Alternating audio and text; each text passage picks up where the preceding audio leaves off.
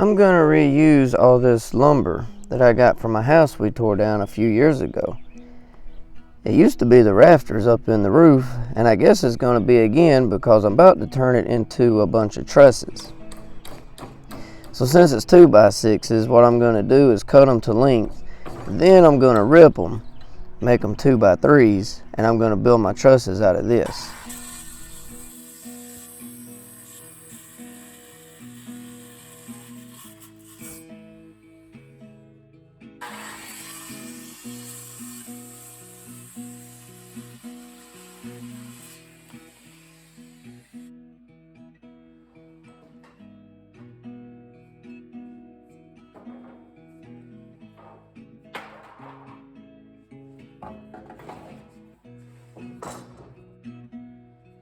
One thing about cutting this seasoned lumber is it's very hard.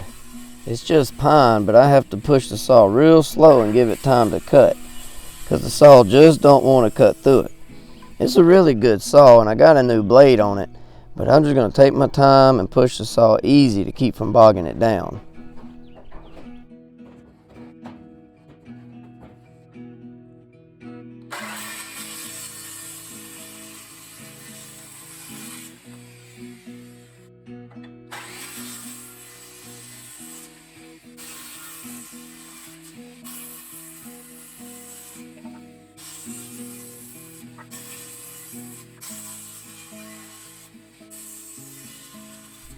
It seems like I've made about 1,000 cuts now. All I've been doing is standing here cutting one board after the other. You have to saw them on both ends, so that's 2 cuts a board, and then here in a little while we got to rip them, and then when we get done with that we're going to end up cutting angles. But other than all the sawing, I really want to show y'all how easy laying out a set of trusses is. I'm only going to make one measurement and then just lay everything else out by eye, and I'm going to show you how to do that here in just a little while. But for now, I'm just going to keep sawing boards.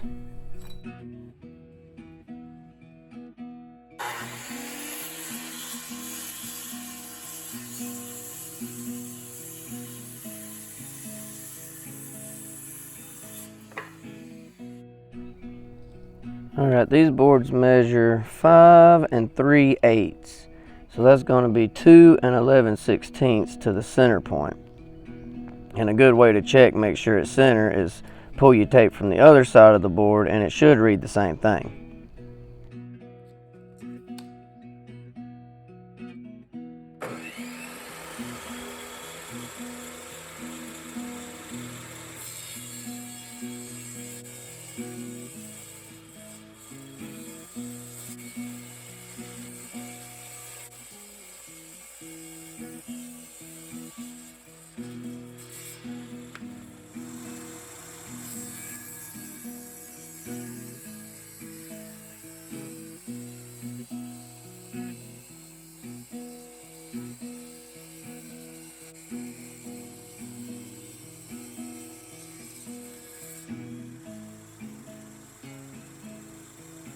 This is the one measurement that I make. The building's going to be 8 foot wide, so I make the trusses 10 foot long, and that will give me a 12-inch hangover on both ends. So all I need to do is measure the center. Now I get a board, or just anything straight would work, put it on my center mark, and I'm going to lay my rafter on top of that board. Now I'm putting this truss on what is called a 412. So that means every 12 inches over, the board is going to rise 4 inches up. So if it's 5 foot over times 4, that's 20 inches. So I know this thing's going to rise about 20 inches in the center. And ran it up through there square. Now my rafter coming up, I just got it laying on top right here. So now all I got to do is take my pencil and scribe my line under the bottom, and I've got my angles and my rafter.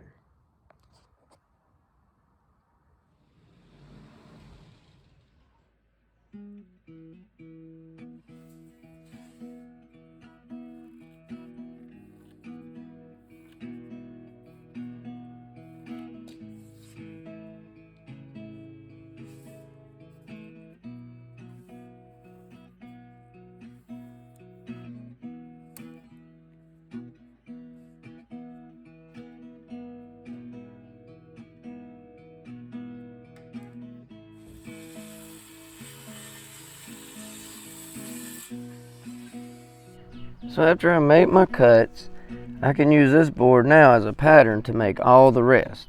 There's no need to lay it out on the other side because it's the same thing. Once you have one, it's going to work for all of them, on the left side or the right side. So I have built several trusses through the years, and I have used this same technique every time. The largest set of trusses I've built are 31 foot long, and that's the ones holding the roof up in the shop that I'm working in now. But with trusses that big, you have to add a few more braces in the center, but I'll save that for another time. I'm sure there's some kind of geometry behind that, but I just kind of space them out in the center and hope for the best. Like I said, I built these trusses in this shop about 15, 16 years ago, give or take, and they're still holding strong, so I guess whatever I'm doing must be working.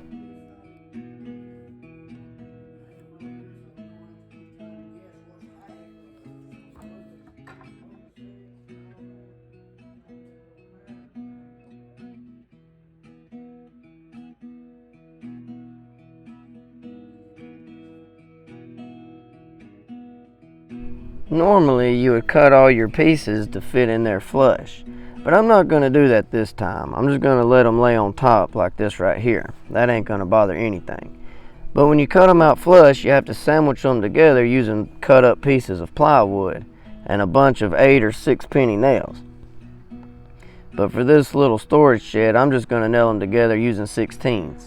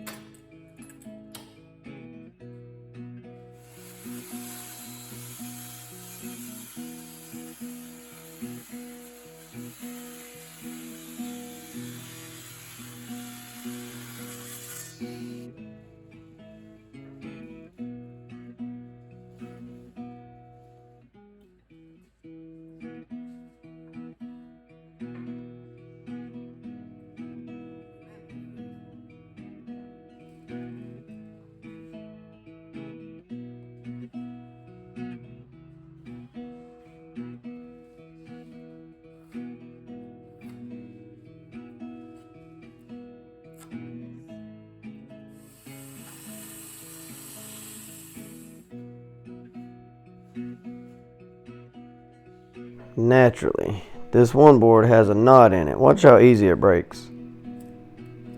So now I gotta go cut another one and rip one more board.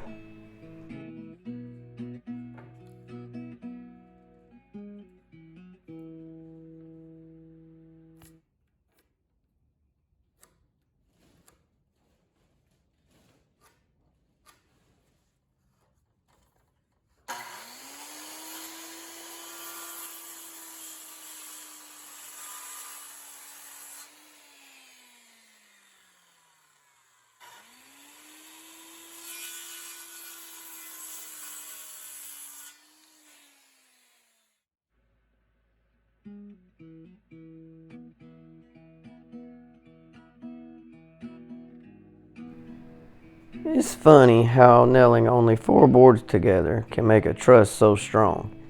Now, I'm not the biggest guy in the world, but bouncing on this thing, it is not bending at all.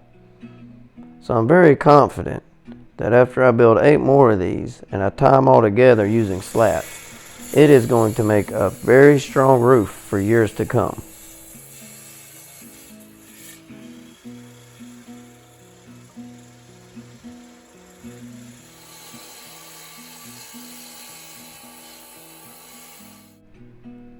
So after I split a board in two trying to drive a nail through it, and then I had to go cut another board and rip another board to make another rafter, I decided to start pre-drilling my holes before I nailed them. And I've got to say, pre-drilling nailed holes is the way to go. I've never done that before, but man did it make it easier.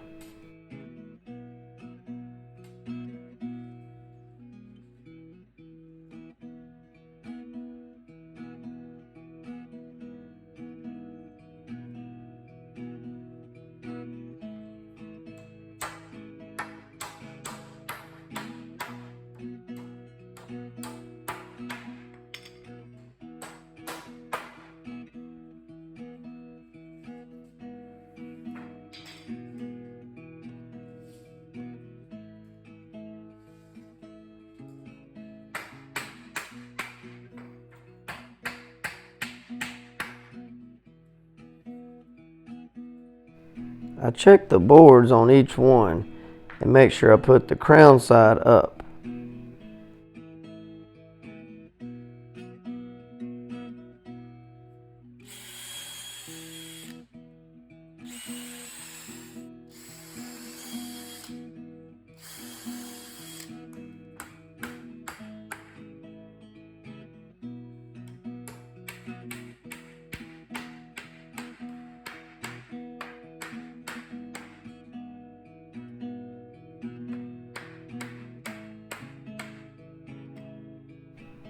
I grab 2 trusses. It doesn't matter which ones, but I just grab 2 and laid them in the floor. Then cut 2 boards to go in the middle. And now that's going to bring them out to flush. So what these trusses are for, they are going to be the ones that sit on the very end, on the front and the back. And these boards will give us something to nail our plywood to later on.